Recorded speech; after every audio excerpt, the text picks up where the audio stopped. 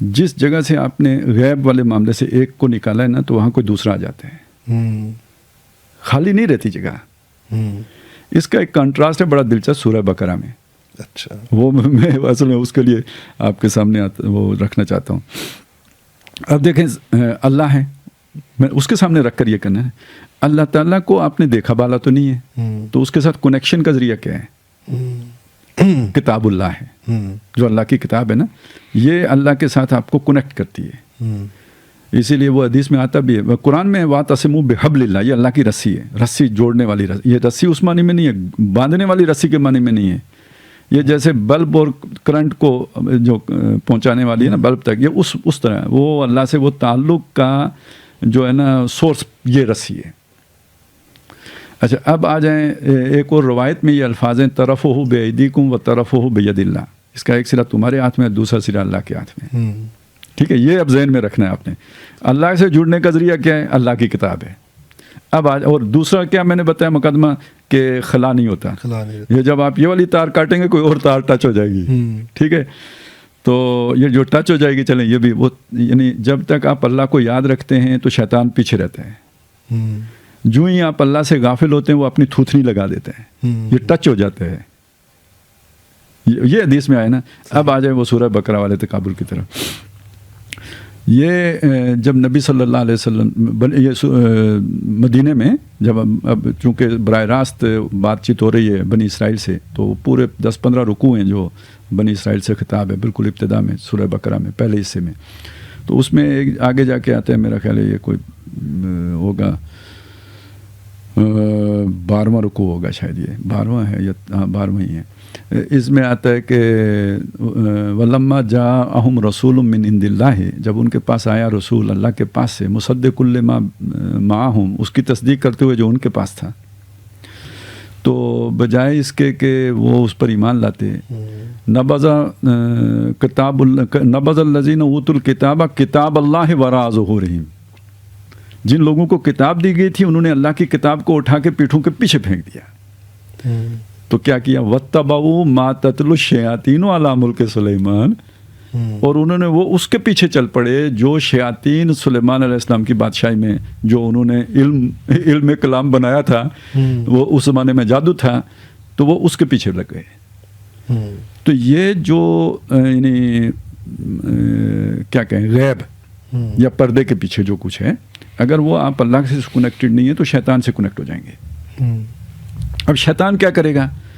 وہ آپ کی روح کی وہ آبیاری تو کر نہیں سکتا، وہ جو کتاب اللہ کرتی ہے، جو کرنٹ ادھر سے آتا ہے وہ تو آپ کو وہ دے نہیں سکتا، تو اب وہ آپ کو ڈیسیو کرے گا، تو وہ روح کی غذا کوئی شے بنا کے پیش کرے گا، جس کو بھی پیش کرے گا روحانیت کے نام پر۔ اور یہ ایسا ملا جلا کام ہے نا یہ دونوں۔ اب دیکھیں خواب دیکھا آپ نے، اب یہ تمیز کرنا کہ یہ رحمانی خواب ہے یا شیطانی خواب ہے مشکل ہو جاتے ہیں، دونوں طرف سے ہو سکتا ہے نا خواب۔ تو اسی طرح جو ذہن میں آپ کے ساتھ چیزیں کنیکٹ ہو رہی ہوتی ہیں نا، دیکھیں نا آپ کے ذہن میں ایک چیز سامنے آئی تو اس سے کنیکٹ ہوتی ہے دوسری چیز، یہ جو کنیکشن ہو رہا ہے اس میں کس کے ہاتھ ہے؟ جو آپ کو تو نہیں نظر آ رہا نا، وہ تو ایک لاشعوری عمل ہے کہ وہ چیزیں کنیکٹ ہو رہی ہوتی ہیں، آپ شعوری طور پہ تو نہیں کنیکٹ کر رہے ہوتے۔ تو وہ اب کس کے ذریعے سے ہو رہا ہے الہام؟ کس کا الہام ہے جس کے ذریعے سے وہ ہو رہے ہیں؟ رحمان کا نہیں ہوگا، کتاب سے نہیں جڑے ہوئے ہیں، اللہ کے سامنے نہیں کھڑے ہوئے ہیں، اللہ یاد نہیں ہے، یذکرون اللہ قیاما وقعودا وعلی جنوبہم، تو پھر کہیں اور سے وہ کنیکشن ہو رہا ہوگا، تو وہ پھر یعنی آپ کے نتیجے ہی غلط نکلنا شروع ہو جائیں گے سارے کے سارے۔ تو اس میں ایک چیز یہ سمجھ لیں کہ اب وہ جو روحانی ضرورتیں تھیں ساری، ان کو شیطان وہ میٹیریل کے ساتھ جوڑ دے گا، انہی کے اندر ایک روحانی ٹچ پیدا کر دے گا۔ یہ جو زین للناس حب الشہوات من النساء محبت ہے، یہ بھی محبت ہے، اللہ کی بھی محبت ہے، تو محبت کے ساتھ گڑبڑ ہو جائے گی۔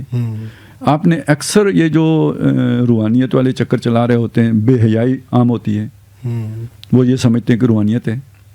جو شرابی ہوتے ہیں وہ سمجھتے ہیں کہ جناب وہ نشے والے جتنے بھی، شرابی نہیں جو بھی نشہ کرتا ہے وہ سمجھتا ہے دم لگا کے جو مقام حاصل ہوتا ہے، تخیل جہاز یعنی اڑتا ہے، اتنا ویسے نہیں اڑتا، وہ سب کو روحانیت کے ساتھ جوڑا جا رہا ہوتا ہے۔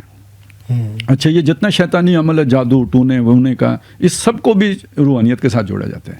ویسٹ میں اس سب کو اسپرچولیزم کہا جاتا ہے۔ تو وَاتَّبَعُوا مَا تَتْلُو الشَّيْطَانُ یہ کس کی جگہ پہ آیا ہے؟ شیطانوں کا، جو کتاب کی جگہ پہ آیا ہے. یعنی جب اللہ سے ڈسکنیکٹ ہوں گے تو آپ کسی اور سے کنیکٹ ہو جائیں گے، آپ کو پتہ لگے یا نہ لگے.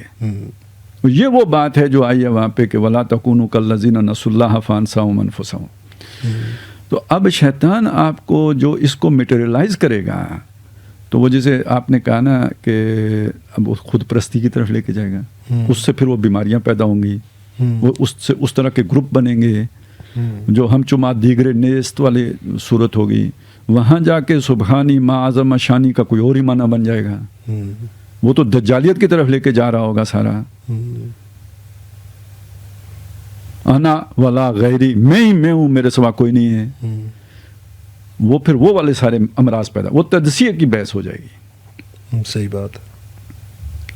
تو یہ ہے کہ جو آپ کو یعنی اللہ کے ساتھ جڑ کے جب آپ یہ بات کہیں گے تو یہ تشکر کی طرف، اللہ کی مزید محبت کی طرف، اسلام اور خود سپردگی کی طرف ادھر لے کے جائے گا.